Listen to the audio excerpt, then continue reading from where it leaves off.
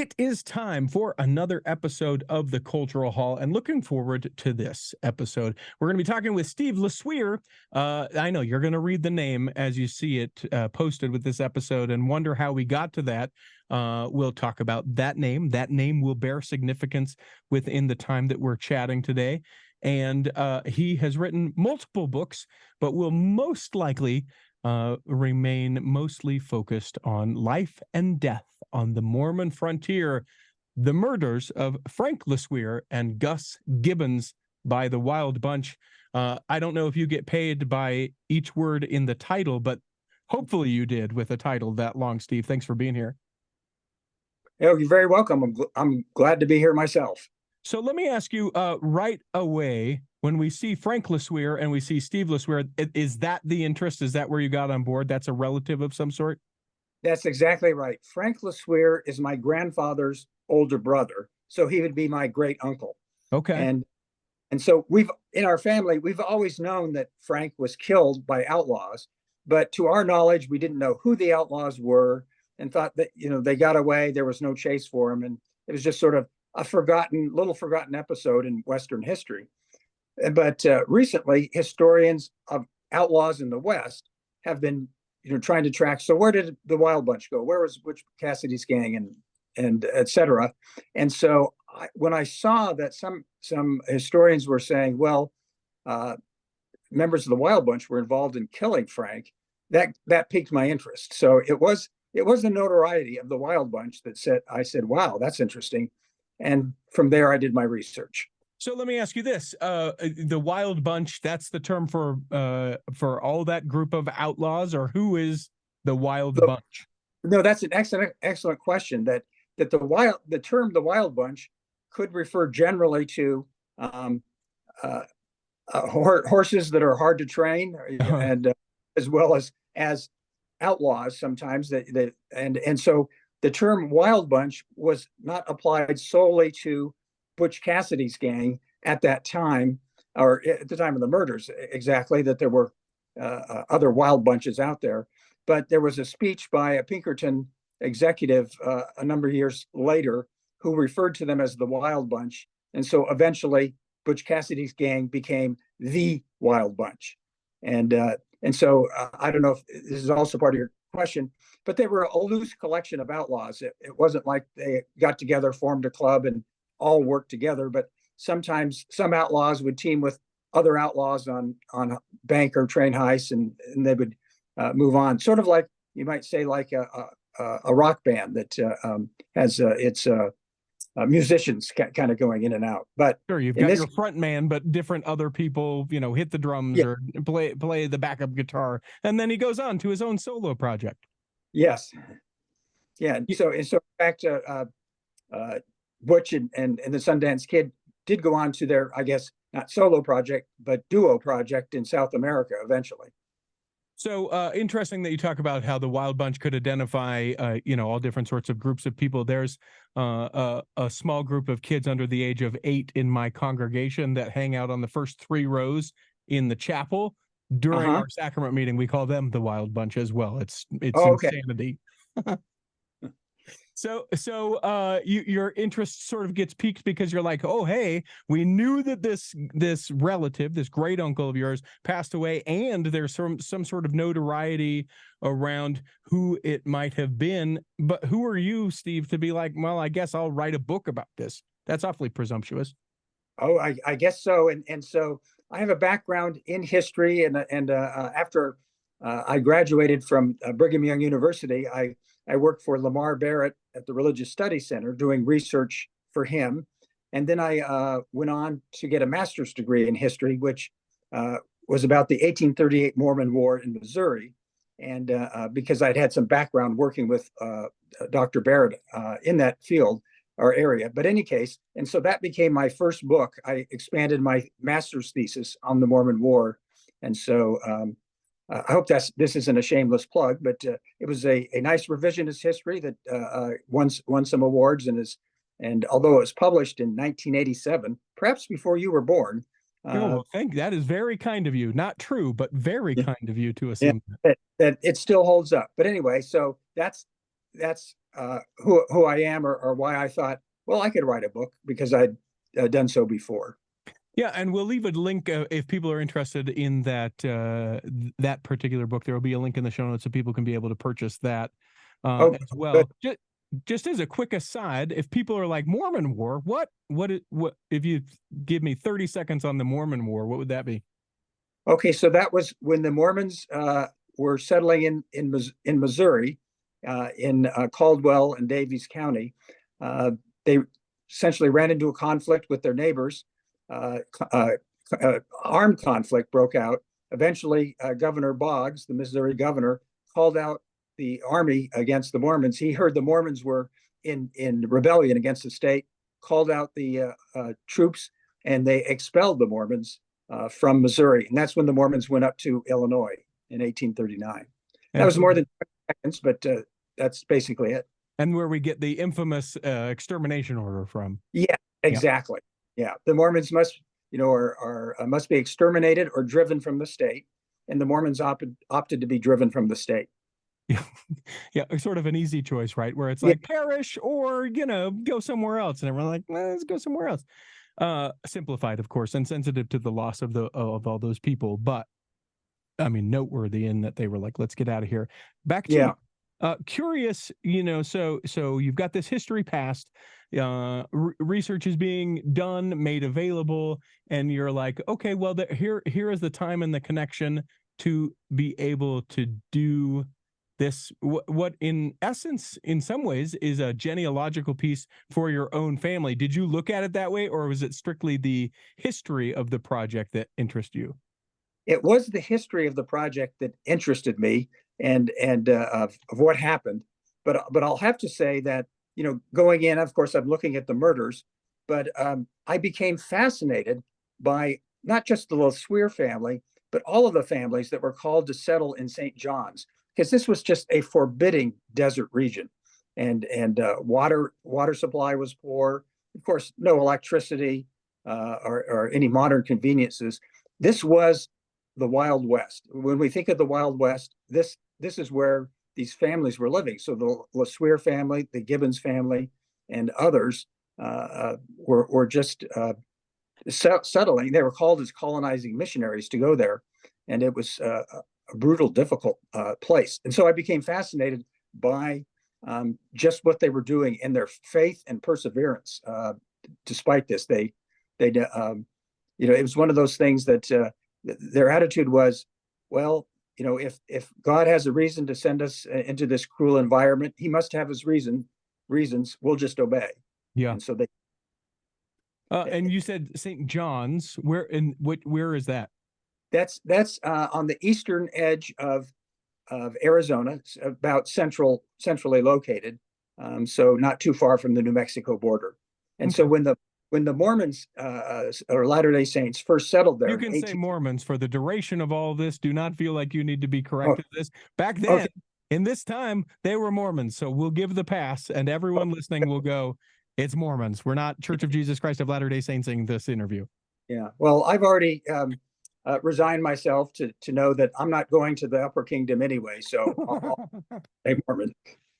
So, any case, what was your question? Oh, where's it located? Yeah, and I was going to say, when the Mormons moved into St. John's in 1880, there was already a Mexican American community living there of about 400 to 500 people, and so there was a lot of conflict because essentially the Mormons coming in, the Mexican Americans were afraid that they would be driven out or at least stop from expanding into the town, which as it turned out it did. So there was conflict for many years between the two groups.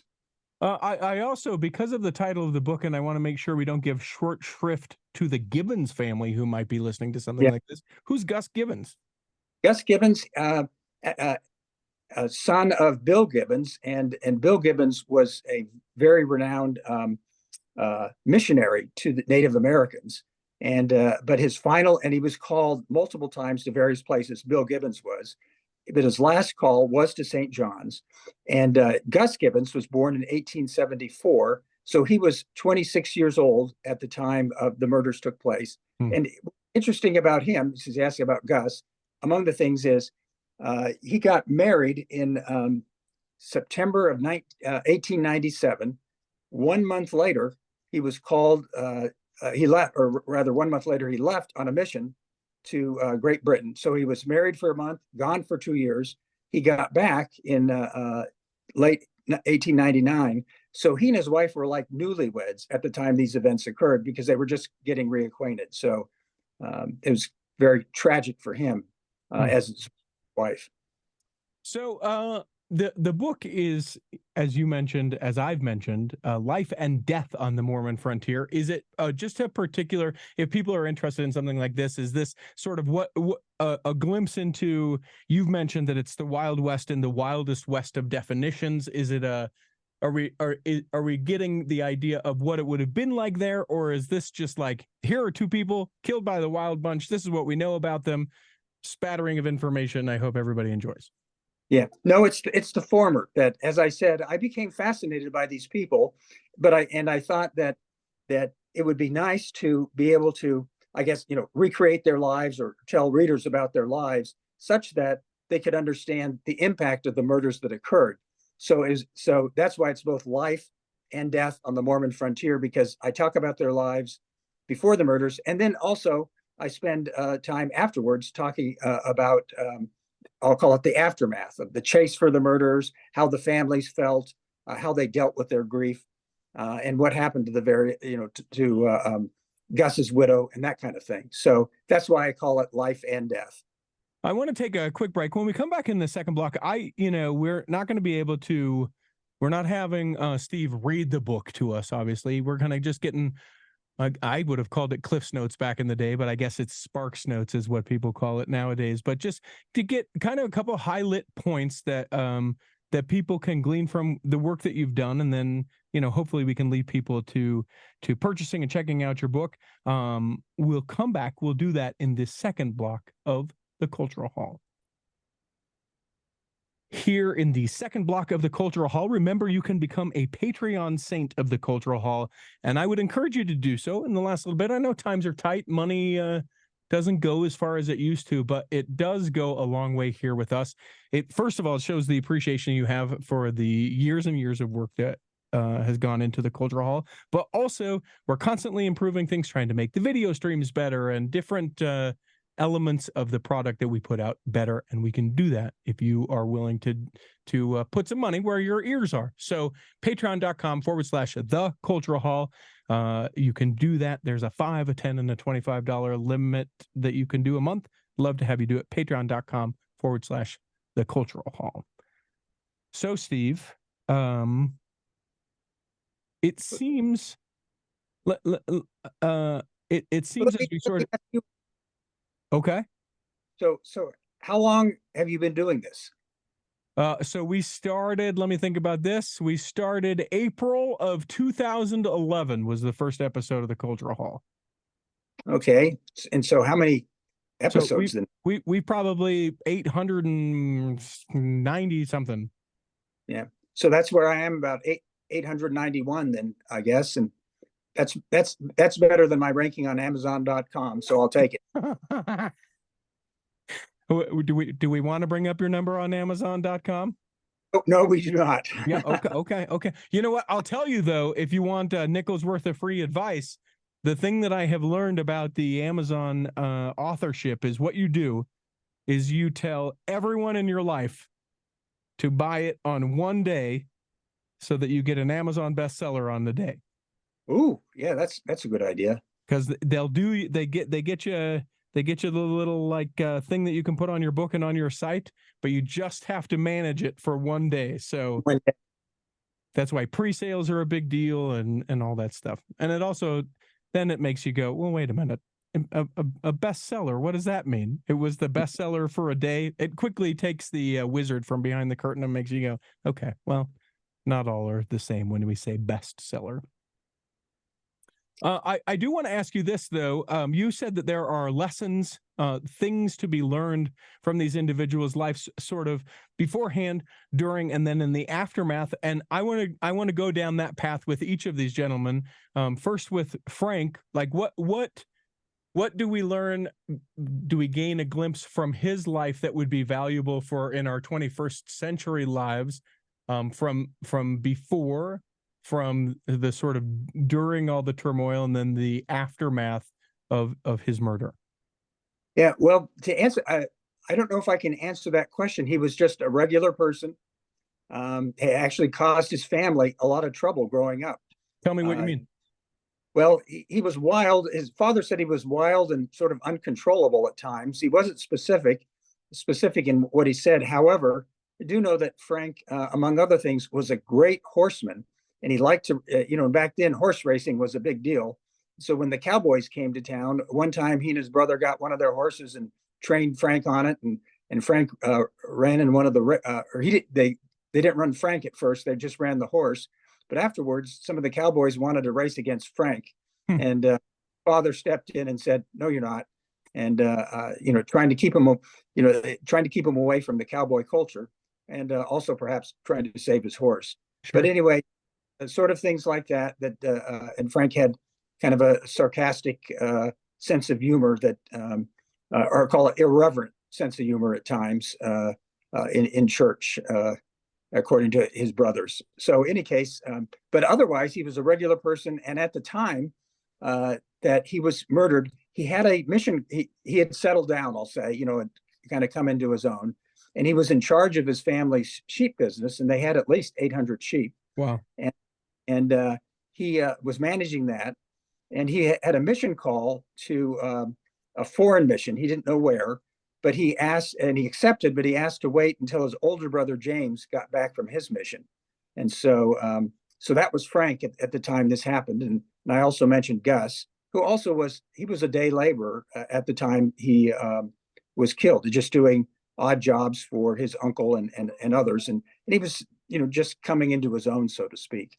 So lessons learned, I don't think, and not in that regard. I would say, when I talk about lessons learned, it's more of sort of what we've learned about the outlaws that is new, and also what we've learned about life in Arizona that's new, and just to mention, the fact that most people are familiar with the Latter-day Saints settling of Utah. We know a lot about history, but we know very little about Arizona history of the Mormons settling there. But I found out it's just compelling and just as interesting as Utah, but for different reasons. And one of them was that the Mormons were thrown into not just the Wild West, but they were thrown into among other non-Mormons, and they had to sort of figure out how to deal with non-Mormon communities, because as you know, the Mormons, in making these settlements, they wanted to be isolated. They wanted to be this is just us, and we'll trade among ourselves, and we'll be in the world but not of it. But that just couldn't happen, and eventually the Mormons had to learn how to get along with their neighbors. It's a constant, it seems like yin and yang within the church. I mean, I think of even in the last 40 years that we've had like you mentioned, we're in the world and not of the world. No, we want to be, guys, we're just like all the rest of you. Come be with us. No, we want to be isolated. We are no, come on, everyone. We want everyone. We still do that today. Yeah. Hopefully with less murders of people, but it seems to me like there would be some lessons in integrating into communities and missteps that we could look at from these people's lives in these times that would apply today. Yeah, and finally they like I said, they settled there in 1880, and it wasn't until about 1886 or 1888, around that time, they started integrating with the community better, because they both the non-Mormons and the non-Mormon ranch owners, along with the Mormons, had a reason to battle outlaws and rustlers and cattle, and so they got together on that item or that issue. And I'll also mention this isn't in my book because it was too far afield, but on this idea of integrating with the community, that dancing, the Mormons love to dance and hold dances, and but the frontier ethos was, well, everybody's invited. You don't hold a party and only invite some people, everybody can come to the dance. Mm-hmm. Well, there is the problem then of the cowboys who have, they're just come off the trail and, been eating dust and beans for a few weeks. And so, they want to let loose at these dances, which is what the Mormons want. And so they had different approaches that in St. John's, they finally just said, no non-Mormons, and that caused some rifts. But in another place up in Snowflake area, what they would do at dances is they had a secret signal that there was a dance monitor who, monitored dancers and made everything, go smoothly. But in any case, if there started to be trouble, the dance monitor, who was a Mormon, had a certain signal, and all the people knew that they would quietly just leave and go get their coats and walk away, just leaving two cowboys there to fight. But if there was nobody watching, well, what's the use of fighting? So anyway, that was their way of dealing with it. Then another place in southern Utah, they had trouble that people coming liquored up, and so it had somebody at the door to prevent them from bringing liquor in, or if they smelled of liquor, wouldn't be allowed in. But they're having trouble keeping people out. So finally, they deputized the person at the door to arrest anybody he wanted who tried to get in. And so that was their solution: was we'll just arrest people we don't want. But all to say is that the challenges of being part of the Wild West among non-Mormons. It seems to me, in my mind's eye, to be like the classic scene from the 1960s West Side Story where the Jets and Sharks are dancing. And so there's the time when the Jets will dance, and then they take off the dance floor, and then the Sharks are dancing, and then there's the tussle and fights to the streets. Yeah. And there was the worry about this too, that the Mormon leaders, didn't want their young people, especially their young daughters, mingling with non-Mormons. Though in my research, I found that a lot of young women married non-Mormons from that area, including one of my main protagonists in my book, Sheriff Beeler, who led the chase for the outlaws afterwards. That he married Mary Hamlin, who was the daughter of famed Mormon apostle to the missionaries, Jacob Hamlin, who has missionary to the Lamanites or Native Americans. Yeah. Sorry. Yeah. No. The cross section of religious integration and segregation is sort of fascinating to me. Even when you look at some members of the Wild Bunch and their ties to Mormonism as well. I was reminded fairly recently about like Butch Cassidy's mom was a member of the church or something like that. Am I remembering that incorrectly? No, you are correct. In fact, both his parents were. As young children, they came across the plains with their parents. I think I can't remember specifically their ages. I think his mother Annie was 8, and I think his father Maxie was 10 or 12, something like that. And so they were members, and they had 13 children.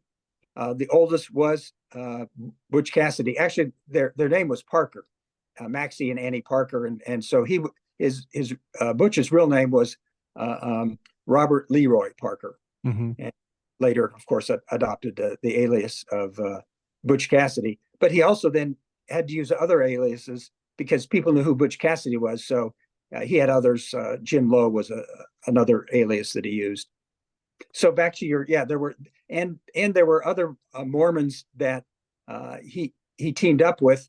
Before there was a Wild Bunch, one of his cohorts was a man named Matt Warner, and Matt was also a Mormon. And they robbed the two of them with the help of several others. Robbed the Telluride Bank in 1889. That was his first big robbery.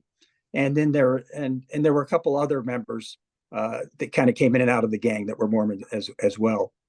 And then, of course, the ensuing fight of, hey, do we pay tithing on the money that we just stole? I'm teasing. Yeah. I think they paid their tithing to Confederates. So people, farmers and other people who helped them hide or just helped them out in some way. That they were very liberal in their spending with such people, and which is why such people also helped them out.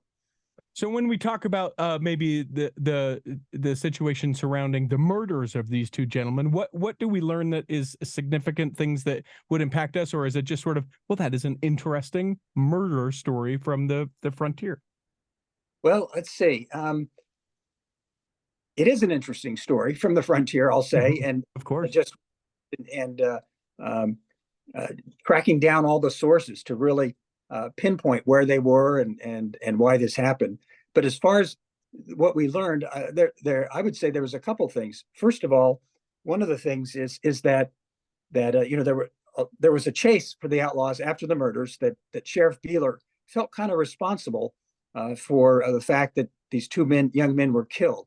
I can't remember if we talked earlier that there were 16 posse members that were chasing the 5 outlaws, but at the end of the day, all of the posse men came back except for Gus and Frank. And so then the next day they went out looking for them, and they found them murdered. But in any case, so the sheriff felt responsible, and as did townspeople, blamed him, as many townspeople blamed it as well.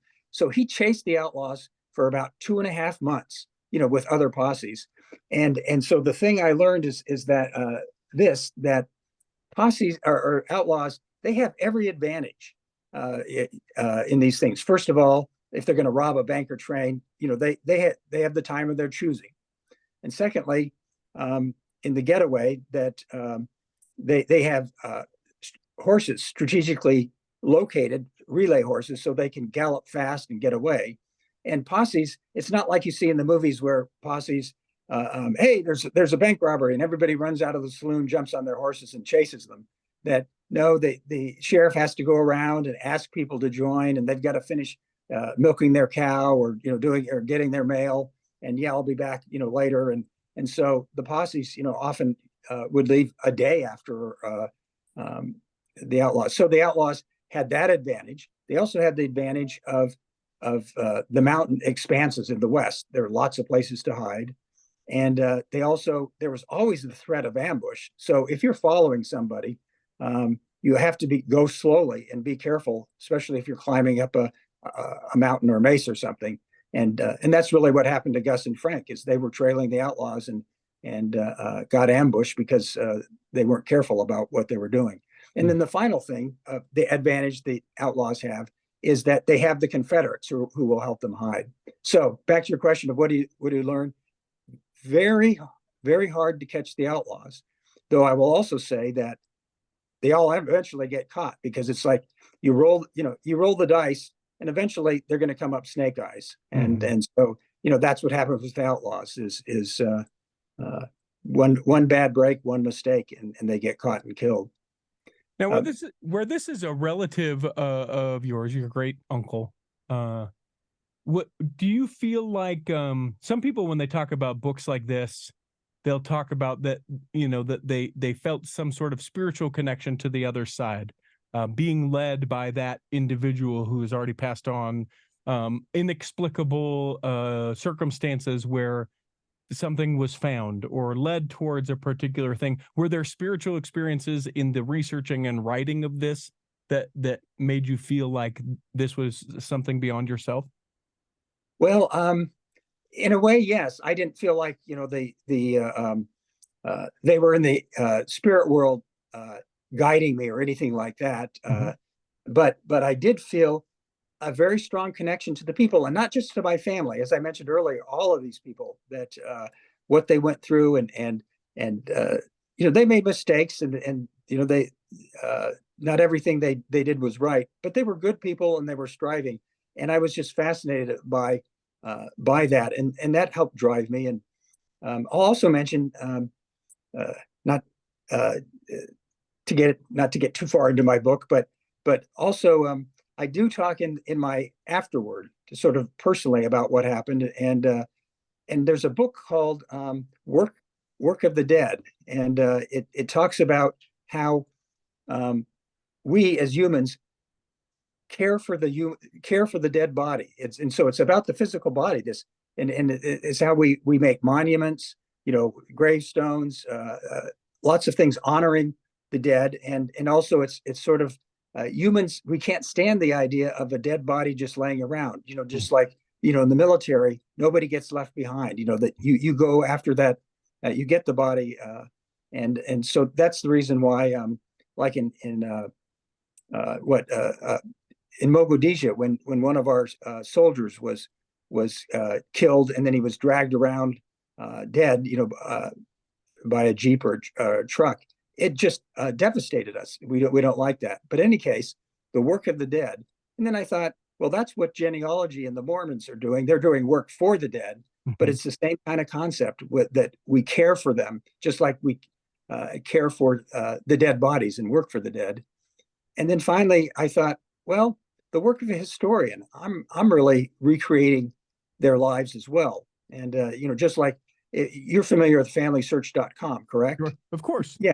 So there's a website where Mormons put up their genealogy, but as it turns out, well, we can also put up photos and newspaper articles and letters and reminiscences, and that's what people are doing. And so it's not just a genealogical site to verify that so and so was born on a certain day and died on a certain day, and that it's Latter-day Saints are recreating the lives of loved ones on that site. And that, in a sense, is the work of a historian. If he or she is working on a biography, you're recreating the lives of people. And so in that sense, I say that they dwell in us, and they dwelled in me in writing this book, in the sense that I was moved by their life histories. Let's take another break. When we come back, there's 3 questions we ask everyone who steps into the Cultural Hall. I'll ask those of you, plus a couple other that I want to pick up before I allow our time together to expire. We'll come back and do that in the 3rd block of the Cultural Hall. Okay. Here in the 3rd block of the Cultural Hall, remember, if you have not yet left a review for the Cultural Hall, you can do so wherever you're getting this episode. Most people do those on Apple. You can say things like, Steve LeSueur, the best guest ever.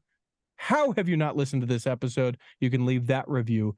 Go ahead and do that on Apple Podcasts, or again, wherever it allows you to leave a review. Even if it's just stars, it helps us to be in the ears of other people and the attention of other folks who, though we've been doing this for 12 years, go, the Cultural Hall? I've never heard of such a thing. What is that? Be sure that you leave a review. Steve, let me ask you, you mentioned that there is more information that has been available about the Wild Bunch, certainly about your relative and other individuals as well. Are there particular so let me give you the adjacent of what I'm thinking. So we've gained a lot more about Joseph Smith because of the Joseph Smith papers. We've gained a lot more about immigration and a lot of records because of all of the things from Ellis Island being available genealogically. Is there something similar within the Wild West that has recently been made available that allowed you to do the research that previously wouldn't have been able to be done? Well, the movement of a lot of documents online. So I was able to do a lot of my research at home by contacting various archives and saying, oh, would you have any information about this person? And the same with court records. I had the name of somebody and said, do you have any, was he in jail, or, do you have anything on him for these years? And so that was important, as well as I mentioned earlier, FamilySearch.com is just a treasure trove of information for a historian. Of course, you've got to check things out and make sure that information is correct. But again, FamilySearch.org, not available to previous researchers. That, as I mentioned, we talked just briefly about the first book I wrote back in the 1980s. And so, a whole lot different experience doing this research. I still went out to the church archives and BYU special collections, University of Utah, and into Arizona and other places. Physically went there and physically went to the site where they were murdered. So in any case, you still have to do that as a historian, but you can do so much more online. And I'll just give one brief example. Newspapers. Well, in the old days, you'd have to go in and look at it through microfilm or something, and even if you had the physical newspaper, you had to read through the whole newspaper to find what you wanted, if there was anything there. But with websites like newspaper.com and others, I can pull up an article and do a search for a name, Butch Cassidy or Frank LeSueur, and so that saves me a lot of time reading through hundreds of newspapers where, okay, I found the 20 instances where this is mentioned. So anyway, does that answer your question? Yeah, it's incredible. So not maybe one singular event, but the advent of the internet and digitization of records allows you to be able to do it sort of quicker and like you mentioned, from the comfort of your own home. I'm always curious about stuff like that because I know that like there are different projects that are being done genealogically and otherwise where to a certain group of people, they're like, we couldn't even imagine getting beyond our grandparents. And now because of this, the church in this area allowed their records to be made available. So I just was curious if there was something along that line. You mentioned that you attended the Brigham Young University, and then sort of off mic, you talked about serving a mission for the church. You were learning about these great sacrifices of the individuals in the time to go and to serve and to essentially pioneer these communities. You yourself, at one point, a member of the church, and still currently, or taking a break, or not for you, or where are you at as far as that goes? Well, first of all, how dare you ask me that question? Steve. Yeah, but glad to answer. So yeah, I was brought up in a devout Mormon family, and went to Brigham Young University, then served a mission to Norway in 1972 to 74, so quite a while ago. Mm-hmm. And then came back to BYU to finish my degree. I studied psychology and history, and but during that time, I guess I'll call it, I had a crisis of evidence versus faith, and of some of the things that I saw and read, and so I opted for evidence, and so essentially left the church. But I still consider myself a Mormon, sure, and not a Latter-day Saint, but I'm a Mormon, yeah. And I'm not a believing Mormon, but a Mormon. I'll just tell you one instance. I've never been on the record on this one, but anyway, you know how the bishop or home teachers would call where I live, once a year to find out how am I doing and do I want to come to church. And Mm-hmm. so in one of the calls a number of years ago from the bishop, I explained my situation, that I really wasn't a believer and wasn't interested in attending, and he said, well, we can take your name off the records if you want, if that's your feeling. I thought about it just for a moment. I said, no, don't take it off, because I'm a Mormon. I've always been a Mormon. That's who I am. I'm not a believing Mormon, but I'm a Mormon. Hopefully that answers your question about I think it's significant, and it's interesting to me, the people that are like, well, but there's this tiny box, Steve, and I need you to either be in the box or I need you to be out of the box. And I appreciate your pretend outrage about asking the question too. I think that it's something that, in order to, as a society, be able to like be civil to one another, there are conversations, I think, that we have sort of outlawed, now no pun intended in using that term, from conversation, but that we just need to be able to be like, yeah, okay, evidence-based, and that was the conclusion that you came with. All right.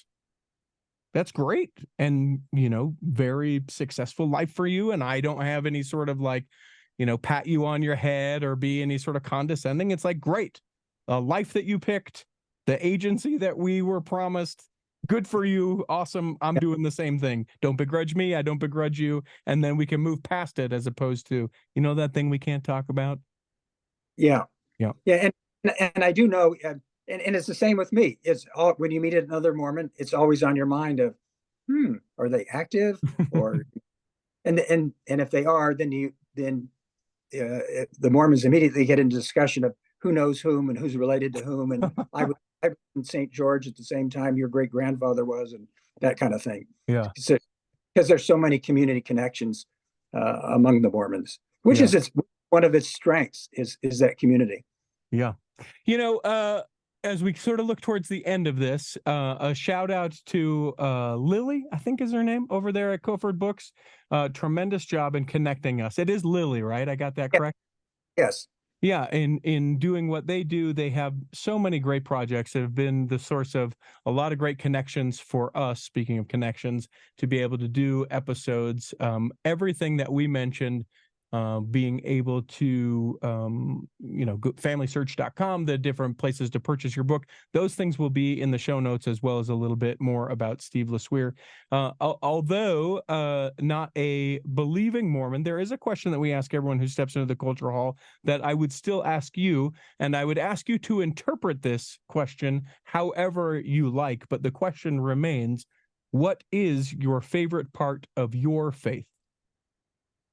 My favorite part? Well, I'm an atheist. So my Okay. favorite is that I try as best I can to accept this world and deal with this world in evidence and facts and not just jump to conclusions, not just about issues of faith, of course, but politics and other things. So the favorite part of my faith is trying to see the world through in a rational way, sort of like Thomas Paine, who the famous author who wrote the book The Age of Reason. Mm-hmm. Again, this may be a question that I whatever, I'm going to ask it. I don't need to preface it. Some people that I've talked to whom have left the church, who served missions, have interesting feelings about reconciling, spreading the gospel that they no longer believe in. Has that been any sort of thing for you? No, not really. That I enjoyed my mission so much. Or enjoyed is the wrong word. It was a tough mission, but I felt like I gained so much from my mission. I had good feelings about it. And given that it was Norway, there weren't that many people that were converted that I would feel bad about, like I need to go back and say, well, now I no longer believe. So that was another advantage of going to Norway, I guess, is nobody listened to us. Yeah. Yeah, it's just an interesting conversation, and for whatever reason popped in my mind, and figured since the rapport that I feel like we built, I could ask you that in, true curiosity, because I've heard it all over the spectrum from people who are like, people I respect that people were able to choose that in that time, and other people who, as you sort of alluded to, have gone back and said, hey, I taught you this. I don't believe this anymore, and you need to know this is why I don't believe this anymore, and everything in between. And I didn't feel compelled, just like I don't feel compelled to tell you or my brothers and sisters or others who are believers of, hey, I don't believe this and you shouldn't either. Same with that actually my wife and I have been back to Norway on several trips, and we visit a couple that I baptized and stayed in their house, and then also met with another young man that I helped convert, and we all get along well. And that's incredible. It's fun to go and it's fun to go back and try and talk Norwegian with them. Yeah, try and knock the old dust off the Norwegian as you make your way back there. The name of the book is Life and Death on the Mormon Frontier: The Murders of Frank LeSueur and Gus Gibbons by the Wild Bunch. You can find a link for it in the show notes. Our guest is Stephen LeSueur. Thank you so much for taking the time to be with us, for sharing all that you have shared. We hope that this episode has nourished and strengthened your body, that if you're not healthy enough to listen this week, that you'll be healthy enough to listen next week, and that when the time comes, you will be able to travel home in safety. In the meantime, we'll be saving a seat for you on the back row of the Cultural Hall. Thank you very much.